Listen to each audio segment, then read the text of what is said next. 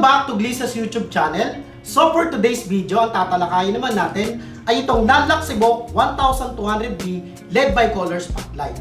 So this light is a professional grade LED bicolor spotlight na dinisenyo para sa film, commercial, at studio productions na nangangailangan ng mataas na output at accurate na kulay. This light has a maximum power consumption of 1,200 watts and an input power of 100 to 240 volts AC, so auto volts na siya. So this light has a wide CCT or color temperature ranging from 2,700 Kelvin up to 6,500 Kelvin and is dimmable from 0 to 100% in 0.1% increments. The Nanlak Sibok 1200B supports DMX connectivity and wireless control options like CRMX, Bluetooth, or non-link up. So it has also built-in practical lighting effects like CCT loop, INT loop, flash, pulse, storm, to name a few. So later, i-discuss na lang natin yung iba pang mga lighting effects ng ilaw na ito. So what's inside this bag? So buksan na natin at tingnan ang nasa loob ng bag ng ating Nanlak Sibok 1200B LED bicolor spotlight. So buksan na natin. So syempre, unang-una is yung ating fixture o yung ating Nanlak Sibok 1200B LED bicolor spotlight. So ito yung ilaw na yun. Taning ba lang dito? Siya. Yan, ang ating fixture. So next, syempre yung ating power supply o yung ating balas. Ito yun. Yan, ito ang ating balas. Okay? So, tingnan ko. So ano pa ang nasa loob? Syempre, meron tayo ditong ito, yung ating connection cable. O yung cable na gagamitin natin from power supply or balas to our fixture. So ito yun. DC connection cable. So ito siya, lapag ko lang. So ano pa yung nasa loob niya? Of course, meron din tayo ditong yoke. Ito, later on, ituturo natin kung paano yung proper na pagkakabit ng yoke. So ito yun. So ilapag lang natin dito. So ano pa? Meron tayo ditong AC power cable. Ito siya. Pag lang natin. So what else? So meron din tayo ditong quick release clamp. So yan. Papakita rin namin mamaya kung paano at kung saan ginagamit itong quick release clamp. So lapag lang natin dito. So sa loob, nandito rin yung ating 45 degree reflector. Okay. So itong reflector na to, kung mapapansin nyo, ang mounting niya is LL mount. So hindi siya Bowens, LL mount siya. So ito siya, 45 degree reflector. So lagay lang natin dito. Siyempre, meron din tayo ditong yan, ang ating warranty card at saka yung ating USB para pag nag-upgrade tayo ng ating firmware ay ito yung gagamitin natin. So lagay lang natin. And of course, itong napakagandang carrying case or carry bag ng ating Nanlak Sibok 1200B LED bicolor spotlight. So dumako naman tayo sa pagsisetup ng ating Nanlak Sibok 1200B. So ang una kong gagawin is ilalagay ko yung yoke dito sa ating stand. So kunin na natin. So ito yung ating yoke. Dito natin ikakabit yung ating fixture. Make sure lang na ganyan siya. Yung mga arrow niya pointing upward. And then, tsaka natin ilagay yung ating yoke sa stand natin. So, lock lang natin. Okay. So, kapag nailagay na natin is, isunod na natin yung ating Nanlak Sibok 1200B fixture. So, ito yung ating fixture. So, kapag nilagay ko yan, dapat maglalapat sila. And then, mailalak natin yan pag ganyan. Kailangan tumunog yan. Yun. Kailangan tumunog yun. Kabila, ganun din. Ikot lang natin. Kailangan yung kabila, tumunog din. Okay, pag tumunog yun, it means nailak mo na or naikabit mo na ng maayos yung fixture sa ating yoke. So, paano naman tanggalin yan? Pag tinanggal mo yan, ipipress mo to. Yung blue na button na yan, ipipress mo. Press mo sa kabila. Press mo rin dito. Yan. So, that's the time na matatanggal mo yan. Okay? Ganyan. So, ibalik na natin. Make sure lang na maglalapat. Okay.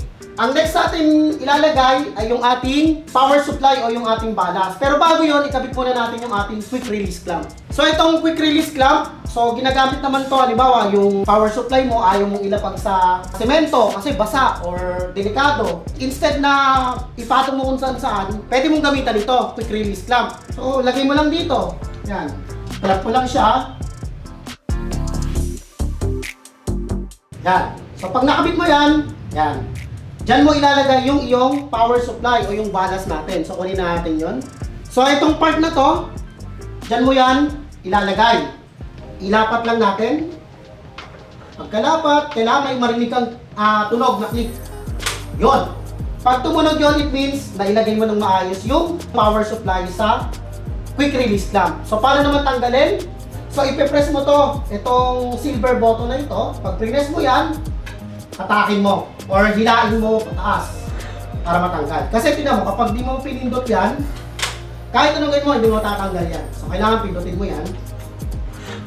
Okay? So ganun lang. So ang next naman natin gagawin is ilalagay na natin yung ating DC connection cable o yung cable from balas to our fixture. So ito lang, kukunin ko na. So ikabit na natin. So ito, kahit saan dulo naman yan kasi pareho lang yan. So kunin ko na tong kabilang dulo. So ito, kung makikita nyo, push. Yan o. Yung push na yan. Mamaya papakita ko kung saan ginagamit yan. So, una natin gagawin is, ilalagay natin sa ating output slot na to. So, dyan natin i-connect to. So, buksan lang natin. So, yan. Kailangan pag kinabit mo yan, may maririnig ka rin na click sounds para malaman mo na talagang lumapat siya. Yon. So, ganon. So, paano naman tanggalin yan? So, yung pinakita ko kaninang push, i-press mo yung push na yan, and then, hatakin mo. Pag kinabit ko yan, at hindi mo press yan, hindi mo matatanggal yan. So, kailangan mong i-press yung push na nakalagay. Yan, kailangan mo i-press yan para matanggal mo. So, ibalik na natin. So, ganun din sa kabila. Sa kabila naman, ikakabit natin yung ating DC cable or DC connection cable dito sa DC input. Yan, yung may nakalagay na DC in dash 48 volts. So, buksan lang natin. And ganun din, same din ang procedure. So, lapat mo lang yan. That may maririnig ka rin na click sounds. Yon. So, kapag narinig mo yun, it means na ikabit mo ng maayos yung DC connection cable sa input ng ating fixture. So, para tanggalin, ganun din. Press mo rin yung nakalagay na push. Press mo yan para matanggal mo. So, ganun lang. So, wag na wag yung tatanggalin ng hindi pinipress yan. Masisira. Okay? Alam ba, ganyan. Tapos pinilit mong tanggalin. Wag na wag yung gagawin yun. Kailangan, ipipress nyo yan, then tsaka hatakin. Yun yung proper na pagtanggal. Ano pa yung pwede natin gawin para hindi ma-stress yung ating kable? Kasi kung titingnan nyo, stress yan, no? So yan yung isa sa dahilan kung bakit madaling masira yung ating cable. So para maiwasan yan, tingnan nyo to, meron siyang pang clamp. So para hindi lang siya stress, pwede mong gawin is isabit mo to. Yan, pwede yan. Or kung may strap ka, yung strap, mag-strap ka dito, strap mo siya dito sa may yoke, para hindi siya ganyan. Ayan o. Kasi na-stress siya o. So para hindi siya ma-stress, lagyan natin na allowance. Kabit natin dito. So yan. Isa yan sa mga pwedeng gawin. Or strap natin dito. Sa yoke. Yan, para hindi siya stress. Next naman natin ikakabit ay yung ating AC power cable. So, dito lang yan. Yan. Sa slot na to. Sa nakalagay na input AC 100 to 240 volts. So, dyan siya. So, yan. Ito, hindi rin basta-basta pagkakabit nito ha. Yung parang hugis niya, hahanapin mo yung pinakamalaki. Yan yung pinakamalaki. Yun yung itatapat mo sa pinakamalaking upak din. So, ganun lang. So, wag basta-basta pasok. So, titingnan mo rin yung hugis niya. So, kailangan compatible. So, kagaya niyan, tingnan mo. Oh. Kapag ganyan, no, hindi naman papasok yan. So, kailangan, tamang hugis yan. Pag ganyan, hindi pa yan lock. So, kailangan mo i-twist. Yun. Pag narinig mo yung click sound, that's the time na naikabit mo na yung AC power cable ng maayos sa ating bala. So, paano naman tanggalin? So, itong part na to, yung silver na yan, hatakin mo lang yan or press. Yan, pahatak. And then, twist mo pabalik. Yan. Ganon. So, hindi basta-bastang hila. So, diba, ganyan, naikabit mo ganyan. Tapos tatanggalin mo, wag ganon. Kailangan i-press mo to or hihilain mo and then twist. Yun ang proper. So, ibalik na natin. Ganyan lang. And then, yun. So, syempre, bago natin isaksak yan, kailangan itong cove cap natin is tatanggalin natin. Kasi may tendency malusaw yan. Di ba? Nag 100% na. So, paano ba tanggalin yan? Yung cove cap natin. So, nakikita nyo to, pull to release. So, pull mo lang yan. So, hindi mo basta-basta matatanggal to. So, anong technique? Press mo lang ng konti para matanggal mo siya. Konti lang. Yun. Diba? So, that's the time na pwede tayo magsindi ng ilaw. Kasi pag ito, iniwan mo na kaganyan, nakasindi, may tendency malusaw to. So, ano next? Lagyan na natin yan ng 45 degree reflector. So, itong 45 degree reflector natin, NL mount yan. So, pasok na pasok yan sa ating Nanlux Evoke 1200p. So, ilagay lang natin yan. Yan. So, it's time para i-power on na natin yung ating Nanlux Evoke 1200p. So, i-press lang natin itong switch natin ito power on. Yan. Tapos, i-calibrate na natin siya mismo sa ating fixture. So, na-power on na natin yung ating Nanlux Evoke 1200b. So, ipapakita ko lang yung mga basic interface ng ating fixture. So, dito, sa ating control, makikita natin, meron tayong dalawang knobs. So, mamaya, makikita nyo kung saan ginagamit yan. And then, meron din tayo dito ang 4 na button, which is CCT, Effect, Menu, at saka Lock. So, mamaya, ipapaliwanag ko yan. So, una muna sa CCT. Okay. Pag CCT, itong unang knob natin, ito yung ating magiging dimmer. As I mentioned, ang dimmer natin is from 0 to 100%. So, papakita ko lang yung increment niya, 0.1%. Tignan mo, pag dinadagdagan ko siya, 0.1, 0.2, 0.3. Hindi siya yung 1, 2, 3, 4, hindi ganon. So, yan, nakita nyo naman, ang increment niya, 0.1%. So, up to 100% yung dimmer natin. So, yun yung unang knob natin. So, ano naman yung pangalawang knob? Yung pangalawang knob naman natin para sa pag-change ng ating color temperature. So, yung range natin from 2,700 Kelvin up to 6,500 Kelvin. So, yun yung range ng ating CCT. Punta naman tayo sa may effect. Okay, press natin yung effect. So, yung knob pala natin na una, yan yung panglipat natin ng effect. Ano-ano ba yung effects natin? CCT loop, meron tayong INT loop, meron tayong flash, meron tayong pulse, meron tayong storm auto, storm manual, TV, paparazzi, candle or fire, meron tayong bad bulb, firework, explosion, automatic, explosion manual, effect, welding, ayan, balik sa CCT loop. So, under ng bawat effects, meron tayong iba't ibang settings. So, paano natin ma-access yon? Ang gagamitin natin ay yung pangalawang knob. So, ito yon. So, ang pangalawang knob, ang gamit niya is pang-navigate ng ating setting.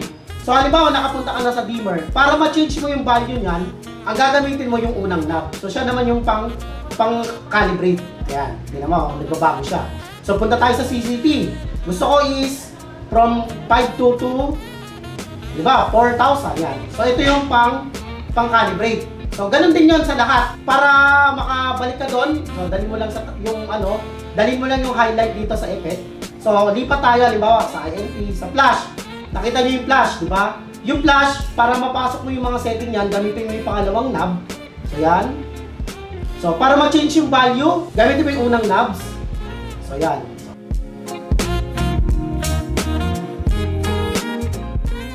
So, ganun lang. So, yung flash ratio, mababago mo rin yan. Diba? O, ganyan. Yan, humihina, or nawala. Yan, magkakaroon. So, ganun lang pagdating sa effect. So, paano makabalik? So, gagano mo lang ulit. Gagamitin mo yung pangalawang knob. Okay. So, tapos na tayo sa may effects. Punta naman tayo sa may menu. So, under menu, nandiyan dyan yung ating output mode. So, para pasukin yan, gagamitin mo yung pangalawang knob. Yan, dyan mo makikita yung max output, constant output. So, para mag-back, pindutin mo lang uli yung menu. Yan. So, ang pang-navigate mo, yung pangalawang knob. So, output mode, address TMX, meron tayong wireless control, pan control, rotate screen, screen brightness. So, ano pa yung meron sa menu? Nandiyan yung ating button backlight, language, firmware update, version, and yun yung laman ng ating menu. So, ano pa? So, after ng menu, yung lock. So, paano gumagana yung lock? Halimbawa, nasa CCT ako . So, yan yung setting ko. Halimbawa, ginanyan ko, 3.2 at, Halimbawa, 42 Kelvin. Ayaw mo magalaw yan. May mga maraming gumagalaw. Gusto mo kahit magalaw nila yung buttons, hindi mababago yung setting. So, ilalock mo. So, paano gagawin? Press mo yung lock, long press mo. Hanggang sa yung icon niya, maging lock. Ayun, nakita mo yung icon, naging lock. So, kahit anong gawin ko dyan, tiyan mo, hindi na mabago yung setting. Kahit kalikutin ko yung mga knobs. So, paano tanggalin yan? Long press din. So, makikita mo yung icon, magiging unlock. Ayan. So, ganun lang yung paggamit ng interface or pag-control sa ating non-lock Evoke 1200p led by color spot. So, yun lang yung mga basic settings and calibrations ng ating non-lock Evoke 1200p. So, stay tuned sa mga upcoming tutorials namin and thank you so much sa panonood. If you would like to rent this or any of our other equipment, feel free to contact us at info@gleesus.com or any of the numbers on your screen.